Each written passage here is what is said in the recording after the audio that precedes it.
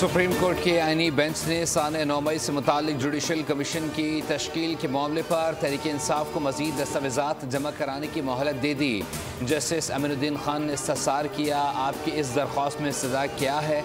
वकील ने जवाब दिया, 9 मई के वाक़े पर जुडिशल कमीशन तश्कील दिया जाए। 9 मई के मुल्ज़िमान को किस अंदाज से प्रोसिक्यूट किया जा रहा है? जस्टिस मोहम्मद अली मजहर ने रिमार्क्स दिए कि सिविलियन की मिलिट्री ट्रायल से मुतालिक इस सदा तो आपके गैर मौसर हो चुकी है, वो तो अलग से केस चल रहा है। जस्टिस जमाल खान मंदुखिल ने इस्तफसार किया कि किस कानून के तहत जुडिशल कमीशन बनाया जाए। आपने अपनी दरख्वास्त में लिखा है कि 9 मई वाक़े में दर्जनों शहरी जाँ बहक हुए। क्या आपने 9 मई को जाँ बहक होने वाले किसी शहरी का डेथ सर्टिफिकेट लगाया है? कोई एक सर्टिफिकेट तो हम दिखा देते।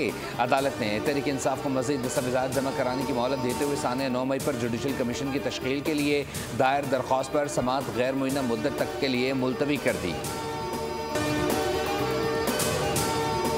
सदर ममलिकत आसिफ अली जरदारी 2 रोज़ा दौरे पर फिर लाहौर पहुँच गए। आज नवाज शरीफ से मिलेंगे, जिसमें पीपल्स पार्टी को पंजाब में दरपेश मसाइल पर बातचीत होगी। ज़राए बता रहे हैं कि मुलाकात में गवर्नर पंजाब सरदार सलीम हैदर भी मौजूद होंगे।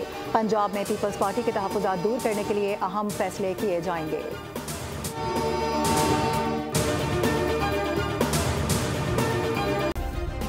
सब्सक्राइब करें और बेल दबाएं ताकि कोई खबर रह न जाए।